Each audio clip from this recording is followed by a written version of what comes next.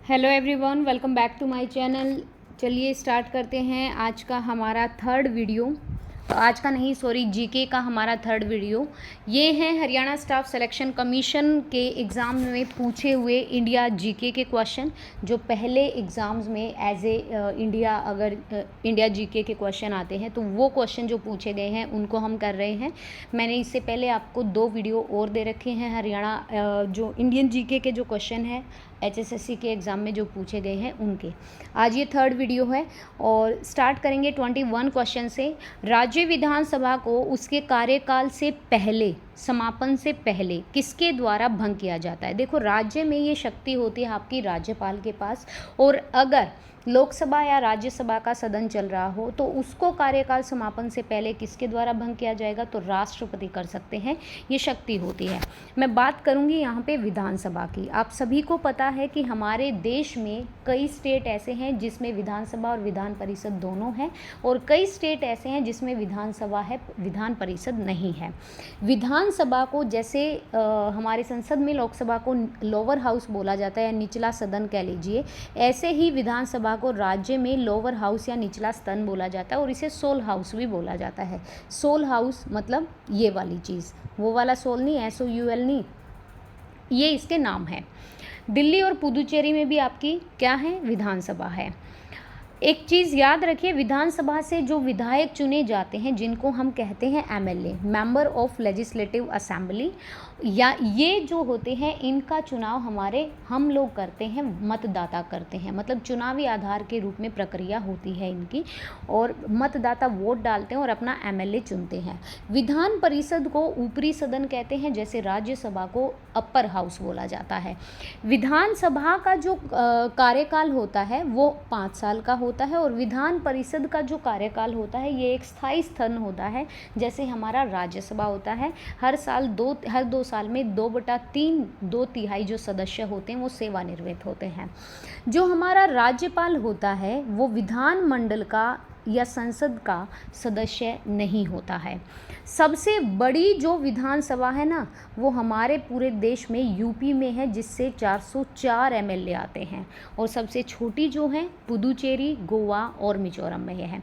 अगर विधानसभा के उम्र पूछे मतलब MLA की, तो वो 25 ईयर है, ठीक है जी। और अगर विधान परिषद का आपको मेंबर ऑफ पार्लियामेंट बनना है, मतलब MP बनना है, तो आर्टिकल 173 के अकॉर्डिंग विधान जो परिषद होगा उसके अकॉर्डिंग आपकी एज होनी चाहिए 30 year. Same age it is है, जैसे आपका लोकसभा में 25 साल, राज्यसभा में 30 साल, ऐसे जो होता है ना, वो वाली चीज़ है। राज्य विधानसभा उन चीज़ों पर भी कानून बना सकती है जिस पर कि केंद्र या संसद ना बना सके। ऐसे कौन से हैं? तो आपका पुलिस विभाग हो गया, इस पर राज्यसभा अलग से कानून बना सकती है। जेल विभाग हो गया, हमारा इरिगेशन डिपार्टमेंट हो गया, सिंचाई, इस पर राज्यसभा वो विधानसभा राज्य अपने अकॉर्डिंग फैसला ले सकता है। कृषि हो गया, तीर्थ यात्रा, सीनियर सिटीजन को कोई सब्सिडी देनी है या फिर उनकी मुफ्त यात्रा करानी है, जो हमारी ये दफन भूमि होते हैं, शमशान घाट, इनके ऊपर कानून बना सकती है विधानसभा, जो कि केंद्र या संसद नहीं बना सकती। अब संसद जो मतलब हमारा जो संसद है और जो राज्य है, स्टेट, वो दोनों मिलकर किस चीज़ पर कानून बना सकते हैं? जो हमारा मतलब जो समवर्ती सूची के जो विषय होते हैं, जो राज्य सूची के नहीं होते। आप सभी को पता होगा केंद्र सूची में क्या है, राज्य सूची में क्या है, समवर्ती सूची में क्या है। शिक्षा पर कानून बनाएगी केंद्र सरकार, मतलब संसद और राज्य। विवाह वगैरह पर, ठीक है, तलाक, डिवोर्स वगैरह पर, जो हमारे वन्य जीव अभ्यारण्य हैं उन पर, वनों पर, इन सब पर हमारा संसद और राज्य मिलकर कानून बनाएगा। बाकी पुलिस है, जेल है, सिंचाई है, कृषि विभाग है, तीर्थ यात्रा है, दफन भूमि है, इन सब पर राज्य अलग से कानून बना सकता है। नेक्स्ट क्वेश्चन बहुत इंपॉर्टेंट और एक हिस्ट्री का क्वेश्चन है। लाख बख्श की उपाधि प्राप्त करने वाला दास शासक कुतुबुद्दीन ऐबक, ये पता है मोहम्मद गौरी का दास था। मोहम्मद गौरी जिसकी लड़ाई हुई थी पृथ्वीराज चौहान चौहान से तराइन का युद्ध हुआ था 1191 और 92 में। पहले युद्ध में पृथ्वीराज चौहान की विजय और दूसरे युद्ध में पृथ्वीराज चौहान की हार हुई थी। मोहम्मद गोरी ने अपना जो सत्ता था वो कुतुबुद्दीन ऐबक को सौंप दिया था और गुलाम वंश का पहला दिल्ली का सुल्तान बना था कुतुबुद्दीन ऐबक। इनको लाख बख्श की उपाधि दी। लाख बख्श का मतलब होता है लाखों में दान देने वाला। इनका एक और भी नाम था। कुतुबुद्दीन ऐबक को कुरान खान बोला गया है। कुरान खान इनका नाम लिखा है इतिहास में। दूसरी चीज़ मैं आपको बता दूं कि ये जो दास थे मतलब एक गुलाम ही थे और गुलाम वंश के ही थे। इन्होंने क्या क्या बनवाया था वो मैं आपको एक बार बता देती हूँ। एक चीज़ बनवाई थी इन्होंने कुव्वत उल इस्लाम, ये मस्जिद इन्होंने बनवाई थी कुतुबुद्दीन ऐबक ने, ये याद रखिएगा। 2.5 दिन का झोपड़ा 1200 ईस्वी में इन्होंने बनाया था। दिल्ली के सुल्तान की जो उपाधि दी थी कुतुबुद्दीन ऐबक को वो किसने दी थी ये ज़रूर याद रखिएगा, गियासुद्दीन मोहम्मद ने। गियासुद्दीन मोहम्मद जिन्होंने कुतुबुद्दीन ऐबक को दिल्ली के सुल्तान की उपाधि दी थी। अच्छा ये कौन थे? ये थे मोहम्मद गोरी के उत्तराधिकारी। 1210 ईस्वी में कुतुबुद्दीन ऐबक की पोलो खेलने से क्या हो गई थी? डेथ हो गई थी। तो आपको पता होना चाहिए 1191 और 1192 का जो युद्ध हुआ था तराइन का वो मोहम्मद गोरी और पृथ्वीराज चौहान के बीच हुआ था। कुतुबुद्दीन ऐबक मोहम्मद गोरी के दास थे और इन्होंने अपनी सत्ता कुतुबुद्दीन ऐबक को सौंप कर चले गए थे। संयुक्त राष्ट्र डेथ हो गई थी। संयुक्त राष्ट्र सुरक्षा परिषद के 5 स्थायी सदस्य कौन है? आपको पता होना चाहिए संयुक्त राष्ट्र सुरक्षा परिषद का निर्माण कब हुआ? 24 अक्टूबर 1945 को। ये आपको पता भी होगा। इसके 2 सदस्य होते हैं, मतलब 2 टाइप होते हैं, एक स्थायी सदस्य एक अस्थायी सदस्य। स्थायी सदस्यों के लोगों के पास वीटो पावर होती है, ये किसी भी चीज़ को नामंजूर कर सकते हैं, कोई फोर्स नहीं कर सकता इनको।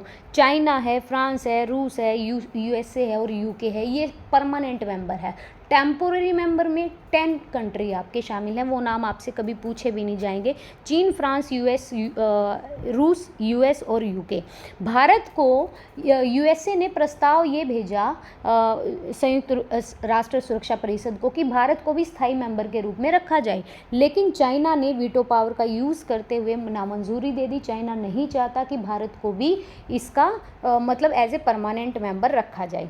संयुक्त राष्ट्र सुरक्षा परिषद के कुछ उद्देश्य हैं, जैसे पूरे वर्ल्ड विश्व स्तर पर अंतर्राष्ट्रीय शांति बनाए रखना, अंतर्राष्ट्रीय सुरक्षा बनाए रखना, ये एक स्थायी स्तन है। और यहाँ से 2/3 बहुमत से 2 वर्ष तक के सदस्य चुने जाते हैं। हर वर्ष 5 अस्थायी सदस्य सेवानिवृत्त हो जाते हैं। अस्थायी सदस्य किसको कह रही हूँ मैं, कि जो 10 देश हैं जो कि अस्थायी मेंबर हैं वो हर वर्ष मतलब 5 अलग हो जाते हैं, फिर 5 नए ऐड हो जाते हैं, फिर अलग हो जाते हैं, फिर ऐड हो जाते हैं, और ये तो परमानेंट है, ये कहीं नहीं जाने वाले। भारत जो है वो इसका चार्टर सदस्य है, मतलब भारत जो यूनाइटेड मतलब संयुक्त राष्ट्र सुरक्षा परिषद की जितनी भी बैठक होंगी, जितने भी आपकी जो एजेंसीज़ की संगठन की जो भी बैठक होंगी उनमें जो है वो भाग लेता है भारत। भारत एक चार्टर सदस्य है भारतीय संयुक्त राष्ट्र सुरक्षा महापरिषद का। इसके 7 अंग होते हैं, ये भी याद रखिएगा। निकाय महासभा हो गया, सुरक्षा परिषद, आर्थिक सामाजिक परिषद, ट्रस्टशिप परिषद, अंतर्राष्ट्रीय न्यायपालिका, संयुक्त राष्ट्र जो आपके सचिवालय है, ये भी होते हैं। ये 7 अंग होते हैं संयुक्त राष्ट्र सुरक्षा परिषद के, ये याद रखिएगा। नेक्स्ट क्वेश्चन पे चलते हैं। अच्छा एक चीज़ और, संयुक्त राष्ट्र सुरक्षा परिषद के जो महासचिव हैं वो कौन है? वो है एंटोनियो गुटेरस, जो कि पुर्तगाल से हैं। नेक्स्ट बात करते हैं आईएनए की, फिर से बात, आईएनसी की फिर से बात आ गई। कल भी हमने डिटेल में पढ़ा था इसको, अगेन मैं फिर से करा देती हूँ। 28 दिसंबर 1885 को इस की स्थापना होती है कलकत्ता में, मुंबई में, और मुंबई में इसकी जो स्थापना हुई थी वो की थी गोकुलदास यूनिवर्सिटी में। ध्यान रखिएगा, एचएसएस से ढूंढ के क्वेश्चन पूछती है। गोकुलदास तेजपाल विश्वविद्यालय है, उसमें इसकी स्थापना हुई थी। इसके महासचिव सचिव थे A.O. ह्यूम, और इन्होंने भारत की तरफ से अध्यक्ष बनाया था वोमेश चंद्र चटर्जी को। यहाँ की कांग्रेस की पहली अध्यक्ष थी भारतीय राष्ट्रीय कांग्रेस की, ये थी हमारी एनी बेसेंट। लेकिन अगर भारतीय की बात करें तो वो थी हमारी सरोजनी नायडू। एनी बेसेंट 1917 में जो कोलकाता में अध्यक्ष बनी थी एज ए फीमेल, और उसके बाद हमारी सरोजनी नायडू के साथ और भी 2-3 महिलाएं थी जो इसकी अध्यक्ष बनी। लेकिन पहली पूछे एनी बेसेंट और भारतीय महिला पूछे तो आपकी सरोजनी नायडू। और 28 दिसंबर 1885 को स्थापना हुई, बम्बई में हुई गोकुल दास तेजपाल यूनिवर्सिटी विश्वविद्यालय में। नेक्स्ट क्वेश्चन पे चलते हैं। चिपको आंदोलन किससे संबंधित है? आप सभी को बहुत अच्छे से पता है, वन संरक्षण वनों को बचाओ से संबंधित है।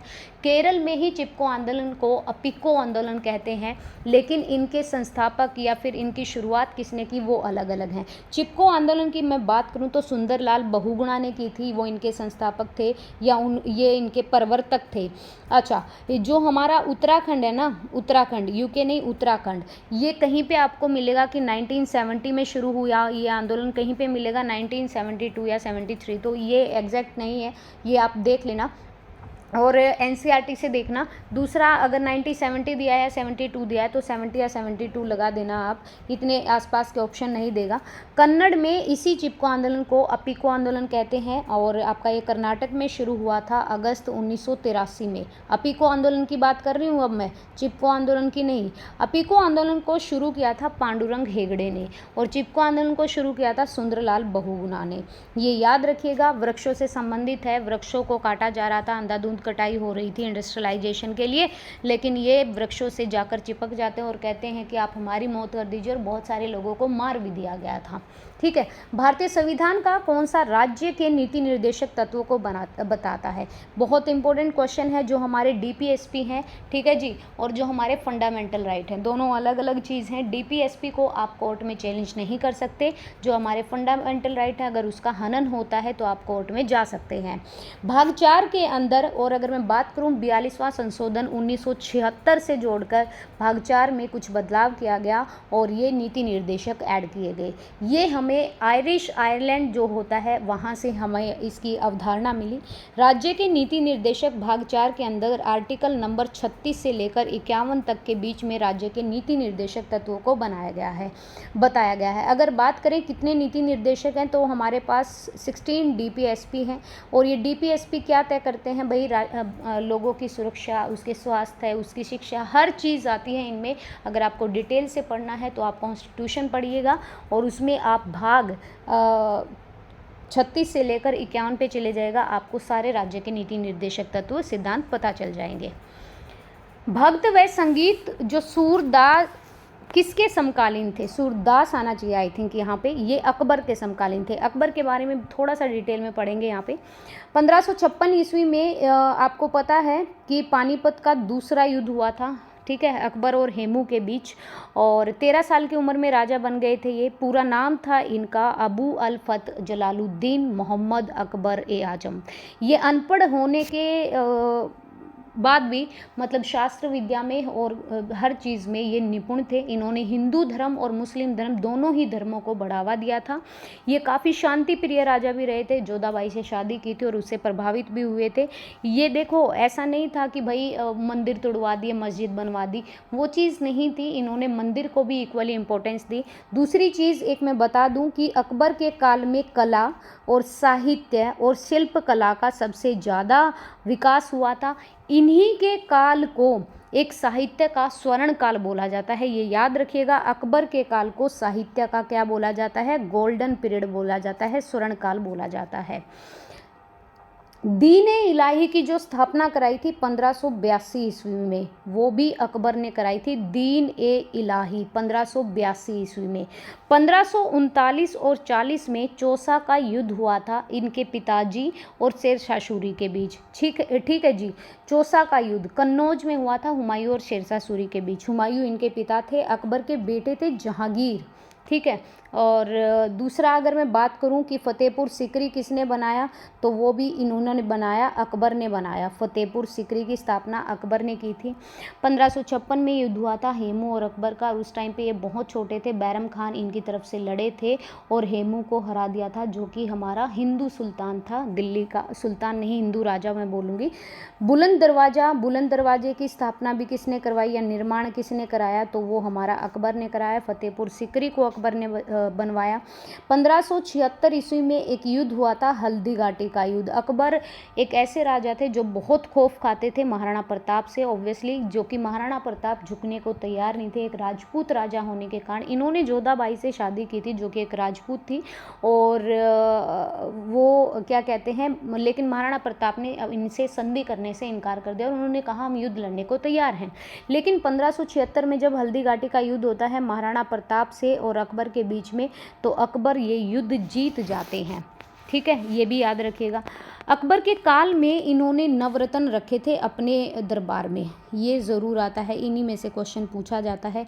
इनके नवरत्न कौन कौन से थे मैं बता दे रही हूँ। तानसेन संगीत का वो जो सुर संगीत के, टोडरमल, बीरबल, मुल्ला दो प्याज, रहीम खाने खाना, अबुल फजल जिन्होंने अकबरनामा लिखी, हकीम हुक्म, मान सिंह, ये सारे क्या थे, इनके नवग्रह, नवरत्न, जो भी नवकुंड, जो भी बोलोगे आप, इनके दरबार में थे। अगेन मैं बोल देती हूँ, तानसेन, टोडरमल, बीरबल, मुल्ला दो प्याज, रहीम खान खाना, अबुल फजल, हकीम हुक्म, मान सिंह, ये सारे इनके क्या थे, ये इनके नवरत्न थे।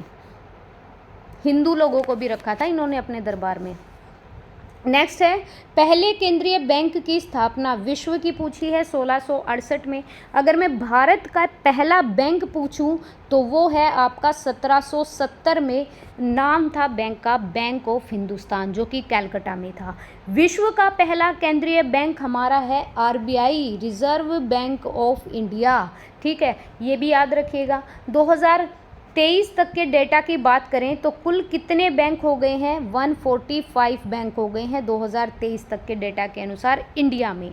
बैंक ऑफ इंडिया की भी स्थापना हुई, ये हुई 1786 में। पहला बैंक कौन सा, बैंक ऑफ हिंदुस्तान 1770 का, बैंक ऑफ इंडिया आपकी 1786 में। अगर मैं बात करूं भारत का पहला सरकारी बैंक, तो वो था आपका स्टेट बैंक ऑफ इंडिया।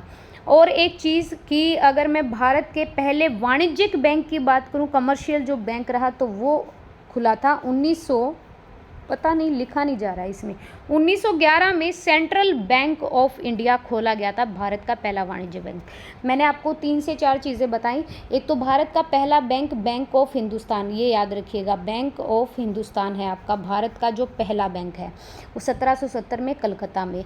विश्व का पहला केंद्रीय बैंक ये आपका RBI है। ठीक है, और अगर 2023 तक मैं बात करूं कुल कितने बैंक हैं पूरे इंडिया में, तो 145 बैंक है। भारत का पहला सरकारी बैंक SBI था।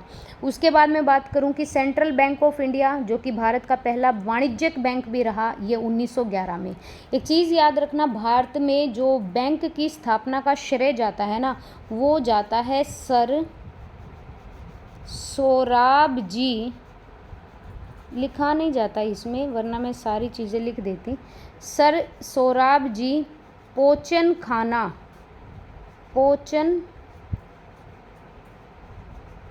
पता नहीं क्या हो रहा है इसमें, पोचन खान वाला, इन्होंने बैंक की स्थापना का इनको श्रेय जाता है।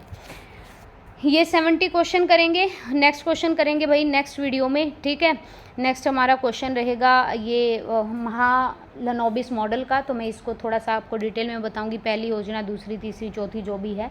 तो आपको वीडियो कैसा लगा ये ज़रूर बताइएगा। वीडियो देखने के लिए thank you so much. Video पसंद आए तो प्लीज़ लाइक एंड शेयर कर दीजिएगा, एंड प्लीज़ चैनल को सब्सक्राइब करिएगा। Thank you.